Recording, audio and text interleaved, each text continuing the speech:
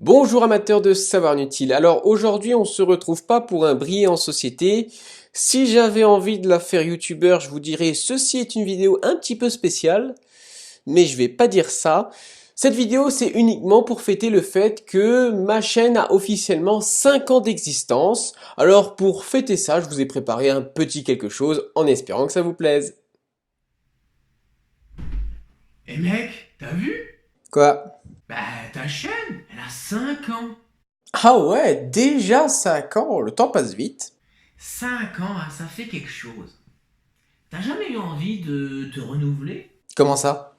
Bah je sais pas, changer de style, regarder ce que font les autres. Non mais, je vais pas commencer à copier les autres vulgarisateurs scientifiques. T'imagines ce que ça donnerait?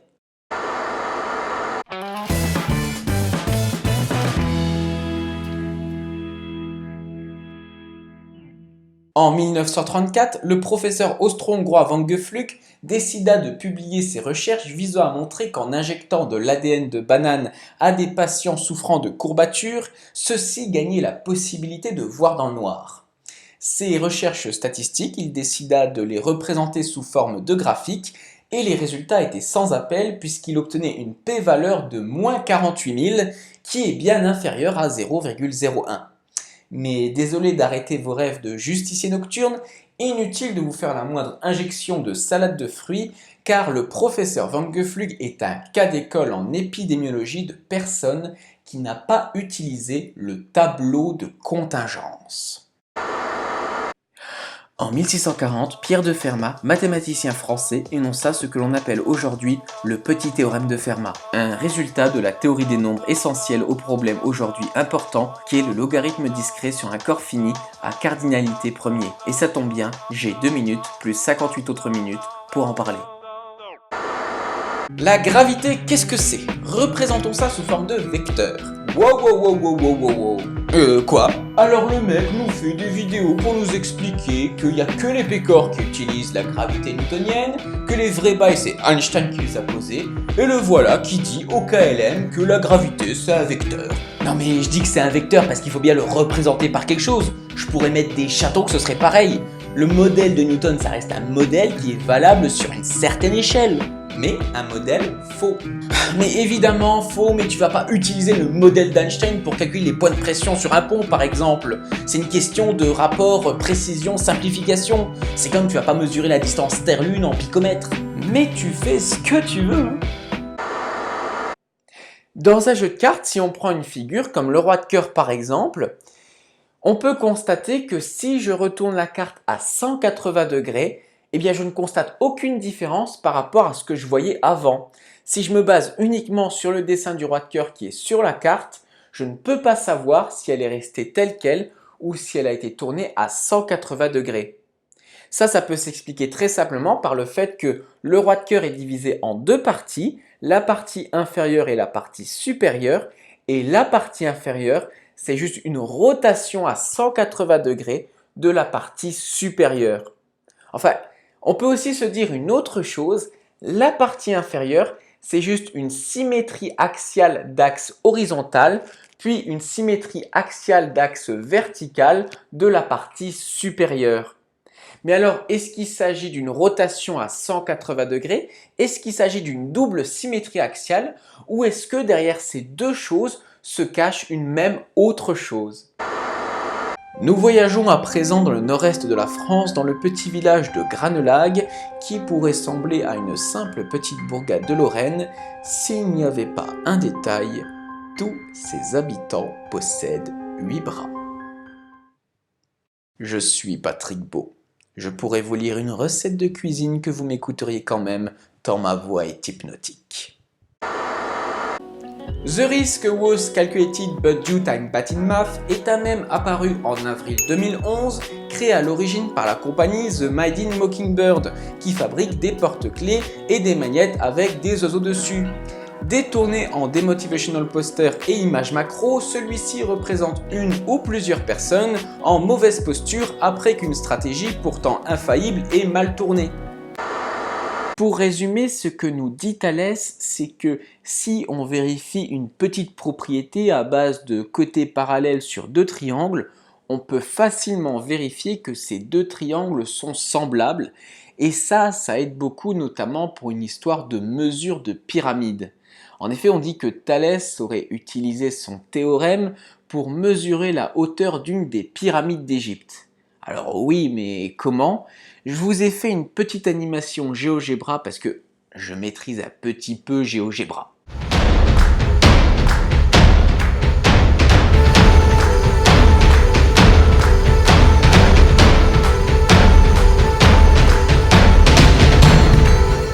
Le secret, c'est d'utiliser les curseurs et l'outil compas.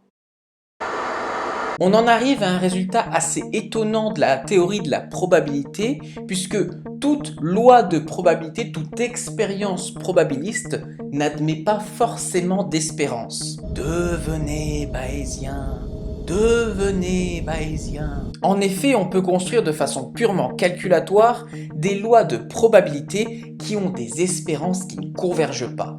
Des lois de probabilité qui ont des espérances infinies. Do, c'est mieux que pi.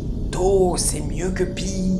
Le paradoxe de Saint-Pétersbourg en est une parfaite illustration où un simple jeu de pile ou face peut se transformer si on s'accroche à cette notion d'espérance comme gain potentiel sur le long terme à une véritable perte économique de toutes vos économies.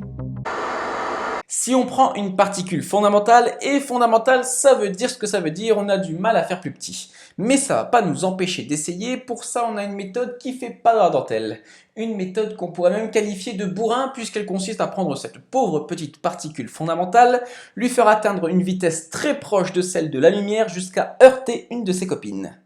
On pourrait voir ça comme une sorte de crash test à l'échelle subatomique.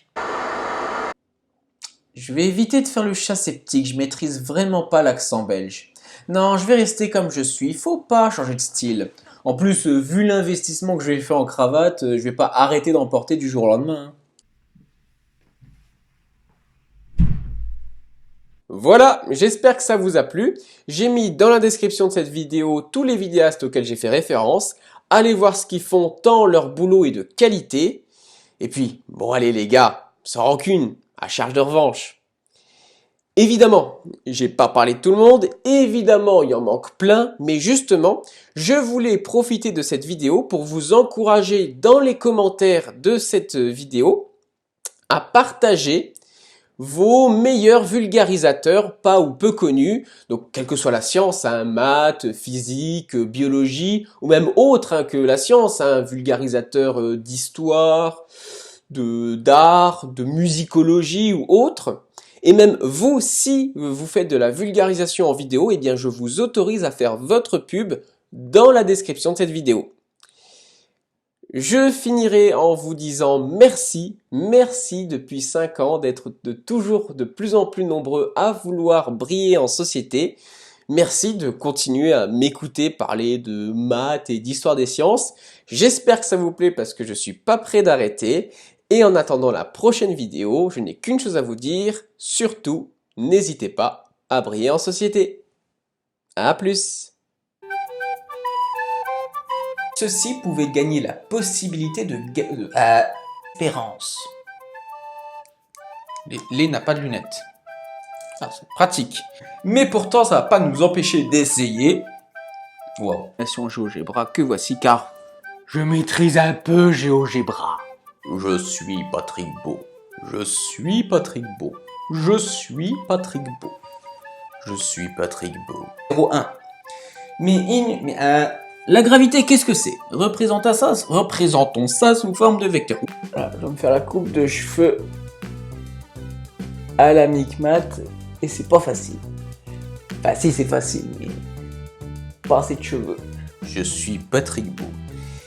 J'ai un frère jumeau maléfique. Il s'appelle Patrick Moche. Blague de merde que je fais. Gagner la possibilité de me voir dans le noir. Ce fond vert est à l'image de mon pull à carreaux. En carton. Le secret, c'est d'utiliser des curseurs. GeoGebra de l'extrême. On est passé pas loin de la catastrophe. Wow. Bon. Le professeur Van Geflug est un cas d'école en épidémiologie. Bruce, je t'en veux encore du coup que tu nous as fait à moi et tout le Discord Le 1er avril, j'ai passé 5 heures dessus. Ça, c'est ce qu'on peut se dire au début, mais on peut aussi... Ah, j'ai bugué. Attends, je vais boire un peu d'eau parce que là, ma gorge va tomber. Fertiche. Mi. La partie inférieure du roi de cœur. Ah ouais, par contre, ça va être difficile de faire la même coiffure que Bruce. C'est pas grave. Une dernière. Et c'est crevant de faire Micmac en fait. Michael, j'ai encore plus d'estime pour toi maintenant. En plus, j'ai un mal de gorge, j'espère que ça s'entendra pas trop. Non, je vais rester comme je suis, il faut pas changer de style. Changer de style. Est-ce que parmi tout ça se cache une autre chose qui serait en fait... Voilà. Je ne sais plus comment finir cette phrase. Vous pouvez gagner la possibilité de voir dans le noir. Se cache une même autre chose.